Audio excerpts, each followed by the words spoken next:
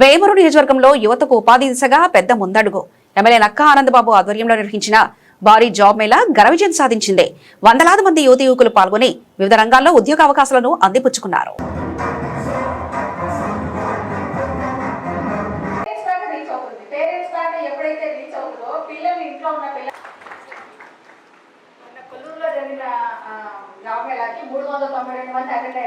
తను ఈ కార్యక్రమం మీద పర్యటిస్తూ ఉన్నారు.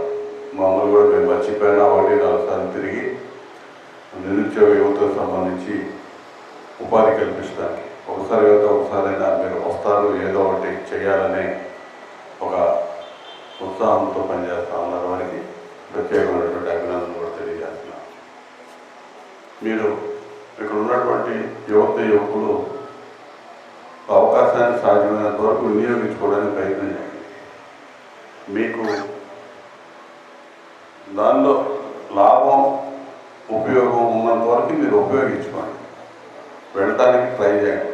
ఏదో ఒకటి ఖాళీగా కూర్చునే కంటే ఒక పని చేయడం అనేది, ఉపాధి మార్గం అన్వేషించుకోవడం అనేది యువతకు ఎంతో అవసరం. ఖాళీగా కూర్చునే కంటే మనలో ఉన్నటువంటి స్కిల్స్ని బయటికి వ్యక్తపరచడానికి, పనిచేయటానికి, మన ఎదుగుదలకు ఎంతో తోడ్పడుతుందని ఈ సందర్భంగా తెలియజేస్తా ఉన్నా.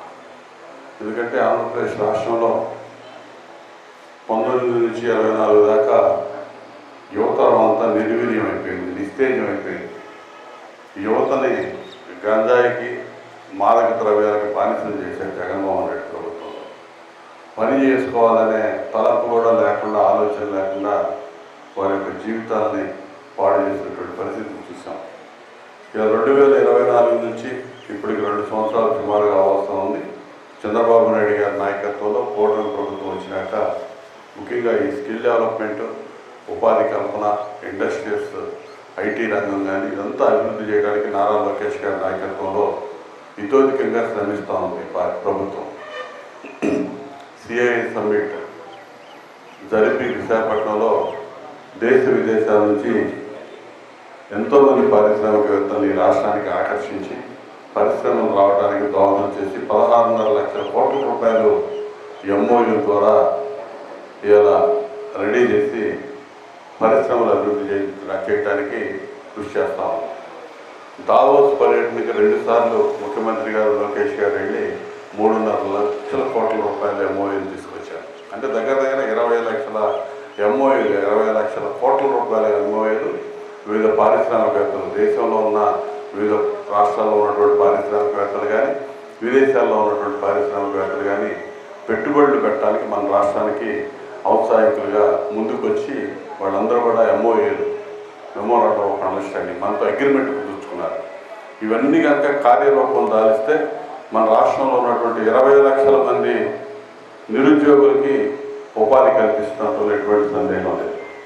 ఆ దిశగా ఈ స్కిల్ డెవలప్మెంట్ ద్వారా కూడా, ఈ కార్పొరేషన్ ద్వారా ఈ అవకాశాలు ఉపాధి కల్పించడానికి మీకు కల్పిస్తున్నటువంటి ఆల్రెడీ ఈ రాష్ట్రంలో ఉన్నటువంటి కంపెనీస్ ఏవైతే ఉన్నాయో వాళ్ళు కూడా ముందుకు వస్తూ ఉన్నారు. వాళ్ళకు అవసరమైనటువంటి విధానంలో ఇప్పుడు మీరందరూ కూడా ఈ అవకాశాన్ని సద్వినియోగం చేసుకోవాలని చెప్పి ఈ సందర్భంగా మీకు విజ్ఞప్తి చేస్తాం.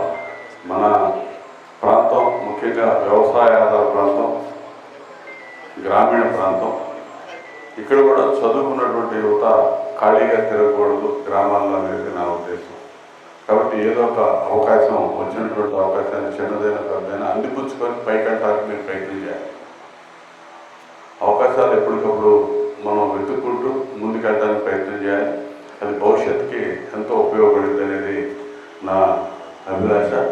ఆ దిశగా మీరందరూ కూడా ఈ స్కిల్ డెవలప్మెంట్ కార్పొరేషన్ ద్వారా వచ్చినటువంటి అవకాశాన్ని సద్వినియోగం చేసుకొని ముందుకెళ్ళాలని చెప్పి కోరుతూ, ఇప్పుడు దాదాపు ఆన్లైన్లో కానీ ఇక్కడికి వచ్చిన వాళ్ళు కానీ 150 మంది దాకా రిజిస్టర్ అయ్యారని చెప్పారు.